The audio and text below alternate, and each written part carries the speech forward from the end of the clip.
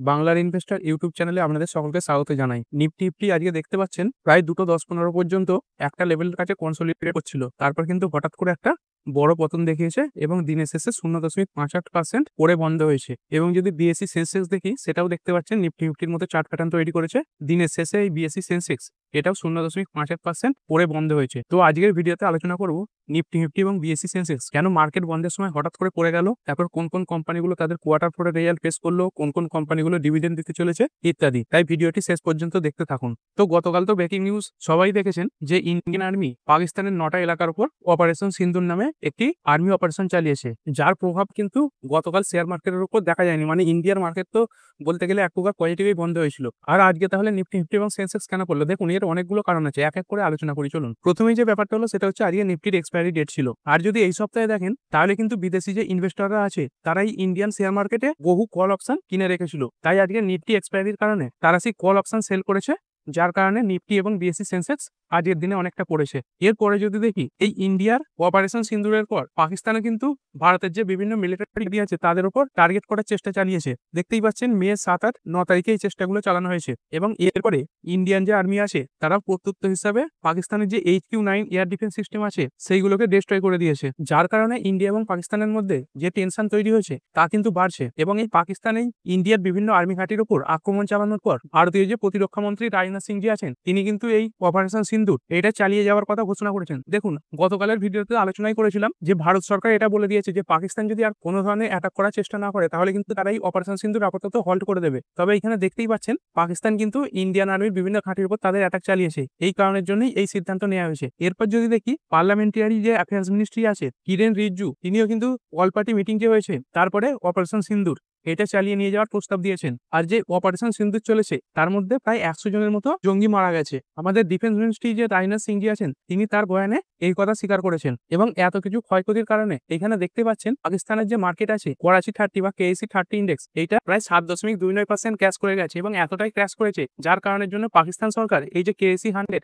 এর ইন্ডেক্সকে আপাতত হল্ড করে দিয়েছে, মানে চলতেই হঠাৎ করে বন্ধ করে দিয়েছে। এবং এই কেএসি 100 এই ইন্ডেক্সটা প্রায় 6% ডাউন হয়ে বন্ধ হয়েছে। তবে দেখুন পাকিস্তান মার্কেট এত করেছে, তবে ভারতেও এই যে যুদ্ধকালীন পরিস্থিতি তৈরি হয়েছে তার জন্য ভারতের মার্কেটের উপরেও কিছু প্রভাব দেখা গেছে। এখানে দেখতে পাচ্ছেন ইন্ডিয়ান শেয়ার মার্কেটের যে বিভিন্ন ইন্ডেক্সেস গুলো আছে, নিফটি ফিফটি তো প্রায় 0.86% ডাউন হয়ে গেছে। তারপর যদি আরো বিভিন্ন ইন্ডেক্স দেখি, এখানে দেখতে পাচ্ছেন নিফটি নেক্সট 50 এটা 2.57% ডাউন হয়ে গেছে। ব্যাংক নিফটি 0.80% ডাউন হয়েছে। ফাইন্যান্সিয়াল সার্ভিস এটাও দেখতে পাচ্ছেন 1.07% ডাউন হয়েছে।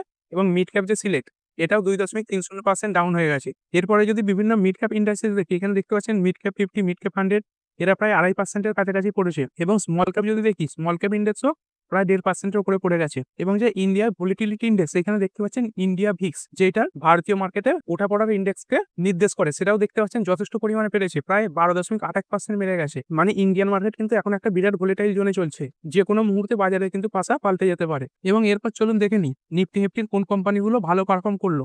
দেখতেই পাচ্ছেন এই অ্যাক্সিস ব্যাংক 0.75% বেড়েছে, HCL tech 0.56%, Kotak bank 0.54%, Titan এটা 0.18% এবং টাটা মোটর 0.1% বেড়ে বন্ধ হয়েছে। এরপর যদি টপ লুজার্সের দিকে দেখি, দেখতে পাচ্ছেন শ্রীরাম ফাইন্যান্স এটা 4.48% ডাউন হয়েছে, ইটার্নাল বা জোম্যাটো এটা 4.18%, মাহিন্দ্রা অ্যান্ড মাহিন্দ্রা 3.55%, আদানি এন্টারপ্রাইজ 3.53% এবং হিন্দালকো এটা 3.19%। আজকের ভিডিও নিয়ে আলোচনা করার আগে বলবো, যারা আমার এই চ্যানেলে নতুন আসছেন বাংলার ইনভেস্টর চ্যানেলে, তারা অবশ্যই চ্যানেলটা সাবস্ক্রাইব করার সঙ্গে সঙ্গে বেল আইকনটা টিপে অল অবশ্যই সিলেক্ট করে রাখবেন। যখনই আমি কোনো ভিডিও আপলোড করবো তার নোটিফিকেশন যেন আপনার কাছে সময় মতো পৌঁছে যায়। পুরনো যারা আছেন লাইক শেয়ার কমেন্ট করে যেভাবে পাশে আছেন পাশে থাকবেন। পরে বন্ধ হয়েছে। এখন যে স্টকটির সম্বন্ধে আলোচনা করবো সেটি হচ্ছে টাটা মোটর। টাটা মোটর আজকের দিনে দেখতে পাচ্ছেন প্রায় 0.01% বেড়ে বন্ধ হয়েছে। তবে যদি দেখেন 5 দিনেই টাটা মোটরের স্টকটা প্রায় 7.58% বেড়ে বন্ধ হয়েছে এবং এক মাসে এই স্টকটা প্রায় 15%-এর উপরে রিটার্ন দিয়েছে। তবে যদি টাটা মোটরের একটু লং রিটার্ন দেখি, এখানে দেখতে পাচ্ছেন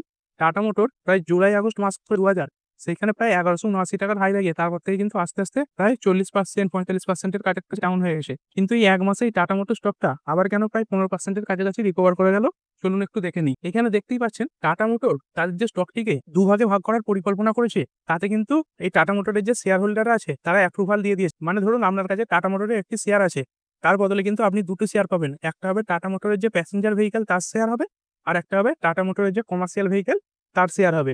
মানে একটির বদলে আপনি দুটি শেয়ার পাবেন। তবে যে শেয়ারের দাম সেটাও কিন্তু কমে যাবে। আর যারা অনেকে স্প্লিটের কারণে শেয়ার কেনে তারা কিন্তু এই টাটা মোটরের স্টকটাতে বড় ধরনের বাইং করছে। এছাড়াও যদি দেখি ইউএস এবং ইউকের মধ্যে যে ট্রেড ডিলের একটা সম্ভাবনা রয়েছে এবং ইন্ডিয়া এবং ইউকের মধ্যে যে একটা ফ্রি ট্রেড এগ্রিমেন্ট জারি হয়েছে তার কারণের জন্য কিন্তু টাটা মোটরের যে শেয়ারটা সেটা বৃদ্ধি পাচ্ছে। দেখতেই পাচ্ছেন ইউকেতে টাটা মোটরের যে জাগুয়ার ল্যান্ড রোভার গাড়িটা তৈরি হয় তার যে মার্কেট তার প্রায় 20%ই আমেরিকাতে রয়েছে। এবং যদি এই ফ্রি ট্রেড পলিসির কারণে ইউএস এবং ইউকের মধ্যে ভালো বোঝাপড়া হয় তাহলে কিন্তু এই যে জেএলআর এর যে বিক্রি সেটা অনেকটা বাড়তে পারে। এখানে দেখতে পাচ্ছেন রিপোর্টের মাধ্যমে একটি খবর বেরিয়েছে দ্য নিউ ইয়র্ক টাইমসে যে ইউএস মানে আমেরিকা ইউকের সঙ্গে তাদের যে ট্রেড ডিল সেটা আজকেই শুরু করতে চলেছে। এবং এখানে দেখতে পাচ্ছেন টাটা মোটরের যে ব্র্যান্ড জাগুয়ার ল্যান্ড রোভার তারা এপ্রিল মাসের পর থেকেই ইউএসএ তাদের যে গাড়ির রপ্তানি সেটা বন্ধ করে দিয়েছিল, কারণ ইউএস সমস্ত ধরনের যে অটো ইম্পোর্ট তার উপর প্রায় 25% ট্যারিফ বসিয়ে দিয়েছে। তবে এখন দেখতেই পাচ্ছেন রিপোর্টের মাধ্যমে এটা জারি হয়েছে যে জাগুয়ার ল্যান্ড রোভার তাদের যে গাড়ির রপ্তানি ইউএসএ আবার নতুন করে শুরু করেছে, যদিও কোনো এটা অফিসিয়াল কনফার্মেশন নয়। এছাড়াও যদি দেখেন ইন্ডিয়া এবং ইউকের মধ্যে যে ফ্রি ট্রেড এগ্রিমেন্ট হয়েছে তার কারণের জন্য টাটা মোটরের শেয়ারটা বুস্ট পাচ্ছে। যদিও এখানে দেখেন জাগুয়ার ল্যান্ড রোভারের যে 6টা মেন ফেসিলিটি আছে রিসার্চ, ডেভেলপমেন্ট, ম্যানুফ্যাকচারিং এবং ভেহিকেল অ্যাসেম্বলির জন্য, তার 5টি ইউকেতে রয়েছে, ইউনাইটেড কিংডমে এবং একটা রয়েছে ইন্ডিয়ায়। আর ইন্ডিয়া যদি তাদের দেশে গাড়ির আমদানির উপর ট্যাক্সের পরিমাণ 100% থেকে 10% নিয়ে আসে তাহলে কিন্তু যে ইন্ডিয়ার কনজিউমাররা আছে তারা অনেক কম দামে এই জাগুয়ার ল্যান্ড রোভারের গাড়িটা কিনতে পারবে। মানে ইন্ডিয়াতেও জাগুয়ার ল্যান্ড রোভারের সেলস অনেক বাড়বে আর ইউএসএতেও বাড়বে। সেই কারণের জন্য টাটা মোটরের স্টকটা এই 1 মাসে এত ভালো পারফর্ম করেছে। এরপরে যে স্টকটা সম্বন্ধে কথা বলবো টাটা গ্রুপের আরো একটি কোম্পানি ভোল্টাস লিমিটেড। এই স্টকটা আজকের দিনে দেখতে পাচ্ছেন 2.33% পড়ে বন্ধ হয়েছে। কোম্পানিটা গতকাল তাদের যে কোয়ার্টার পরে রেজাল্ট সেটা জারি করেছিল। এই কোম্পানির যে নেট প্রফিট দেখতে পাচ্ছেন এর আগের বছর সেম কোয়ার্টারে ছিল 116.44 কোটি টাকা, যেটা 106% বেড়ে হয়েছে 261.02 কোটি টাকা। এবং কোম্পানির যে রেভিনিউ সেটা এর আগের বছর সেম কোয়ার্টারে ছিল 4,202 কোটি টাকা, যেটা বেড়ে হচ্ছে 4,767 কোটি টাকা। এবং এই ভোল্টাস এই কোম্পানিটা এক একটা শেয়ার পিছু 7 টাকা করে ডিভিডেন্ড দেওয়ার কথাও ঘোষণা করেছে। এর পরের যে স্টক সেটা হচ্ছে ডাবর ইন্ডিয়া লিমিটেড। এই স্টকটা দেখতে পাচ্ছেন আজকের দিনে 3.07% পরে বন্ধ হয়েছে। দেখতেই পাচ্ছেন 4:42 মিনিটে, অর্থাৎ গতকাল মার্কেট বন্ধের পরে কোম্পানির যে নেট প্রফিট সেটা 8% পড়ে হয়েছে 320 কোটি টাকা এবং কোম্পানিটা ডিভিডেন্ডও ঘোষণা করেছে। চলুন একটু দেখে নিই। কোম্পানির রেভিনিউ দেখতে পাচ্ছেন এর আগের বছর সেম কোয়ার্টার ছিল 814 কোটি টাকা, যেটা সামান্য বেড়ে হয়েছে 830 কোটি টাকা। এবং কোম্পানির যে ফুল ইয়ারের রেভিনিউ সেটা 12,563 কোটি টাকা, যেটা এর আগের বছর ছিল 12,404 কোটি টাকা, মানে খুব সামান্যই বেড়েছে। এবং কোম্পানিটা এক একটা শেয়ার পিছু 5 টাকা 25 পয়সা করে ডিভিডেন্ড দেওয়ার কথা ঘোষণা করেছে। এর পরের যে স্টক সেটা হচ্ছে Niva Bupa health insurance company limited. দেখতে পাচ্ছেন মার্কেট বন্ধের সময় স্টকটা প্রায় 6.57% বেড়ে বন্ধ হয়েছে, তবে মার্কেট ওপেনিং এর সময় স্টকটি প্রায় 15%-এর কাছাকাছি বেড়েছিল। চলুন কারণগুলো একটু দেখে নিই। এখানে দেখতেই পাচ্ছেন কোম্পানি তাদের যে কোয়ার্টার ফোরের রেজাল্ট সেটা পেশ করেছে এবং কোম্পানির যে নেট প্রফিট সেটা বেড়ে হয়েছে 206 কোটি টাকা। আর এর আগের বছর সেম কোয়ার্টারে কোম্পানির প্রফিট ছিল 157 কোটি টাকা, মানে যদি দেখেন ইয়ার অন ইয়ার প্রায় 31.2% বৃদ্ধি পেয়েছে। এবং কোম্পানি তাদের যে এস্টিমেট ছিল সেটাকেও বিট করেছে। এর পরের যে স্টক সেটা হচ্ছে পেন সেক্টরের কোম্পানি এশিয়ান পেন্টস লিমিটেড। এই স্টকটি দেখতে পাচ্ছেন আজকের দিনে প্রায় 1.46% পড়ে বন্ধ হয়েছে। এই কোম্পানির নেট প্রফিট ইয়ার অন ইয়ার 45% পড়ে হচ্ছে 692 কোটি টাকা এবং এই স্টকটি এক একটি শেয়ার পিছু প্রায় 20 টাকা 55 পয়সা ডিভিডেন্ড দেওয়ার কথা ঘোষণা করেছে। আর কোম্পানির যে নেট সেলস সেটা কোয়ার্টার ফোর ফাইন্যান্সিয়াল 25-এ হয়েছে 8,329 কোটি টাকা, যেটা এর আগের বছর সেম কোয়ার্টারে ছিল 8,701 কোটি টাকা, মানে কোম্পানির যে নেট প্রফিট এবং সেলস দুটোই পড়েছে। এর পরের যে স্টক সেটা হচ্ছে ভারত ফোর্জ লিমিটেড। এই স্টকটা আজকের দিনে 2.25% পড়ে বন্ধ হয়েছে। এই কোম্পানিটার নেট সেলস দেখতে পাচ্ছেন ইয়ার অন ইয়ার 7.48% পড়ে হয়েছে 3,852 কোটি টাকা। তবে কোম্পানির যে নেট প্রফিট সেটার আগের বছর সেম কোয়ার্টারে ছিল 235 কোটি টাকা, যেটা 19.58% বেড়ে হয়েছে 282 কোটি টাকা। এবং কোম্পানির যে ইবিআইটি আছে সেটা 6.49% বেড়ে হয়েছে 743 কোটি টাকা, যেটা এর আগের বছর সেম কোয়ার্টারে ছিল 690 কোটি টাকা। এর পরের যে স্টক সেটি হচ্ছে কানাড়া ব্যাংক লিমিটেড। এই স্টকটিও দেখতে পাচ্ছেন একসময় ডাউন ট্রেন্ডে চলছিল, তারপর প্রায় 1-10 পর হঠাৎ করে একটা বড় স্পাইক দেখিয়েছে। এই কোম্পানিটাও তাদের যে কোয়ার্টার পরে রেজাল্ট সেটা পেশ করেছে এবং কোম্পানির যে প্রফিট আফটার ট্যাক্স সেটা ইয়ার অন ইয়ার 33% বৃদ্ধি পেয়ে হয়েছে 5,003 কোটি টাকা এবং কোম্পানির যে প্রফিট বিফোর ট্যাক্স সেটাও 31.52% বেড়েছে। তবে যদি দেখি কোম্পানির যে নেট ইন্টারেস্ট ইনকাম সেটা কিন্তু পড়ে গেছে, প্রায় 1.44% হয়েছে, যেটা এর আগের বছর সেম কোয়ার্টারে ছিল 9,580 কোটি টাকা। আর যে কোনো ব্যাংকের ক্ষেত্রেই এই নেট ইন্টারেস্ট ইনকামটা পড়ে যাওয়া কিন্তু ভালো ব্যাপার নয়। এবং কোম্পানির যে প্রফিট সেটা 12.14% বেড়ে হয়েছে 8,284 কোটি টাকা। এর পরের যে স্টক সেটা হচ্ছে আরইসি লিমিটেড। এই স্টকটি আজকের দিনে 5.12% পড়ে বন্ধ হয়েছে। তবে মার্কেট বন্ধের পর এই যে স্টকটি তাদের যে কোয়ার্টার ফোরের রেজাল্ট সেটা পেশ করেছে।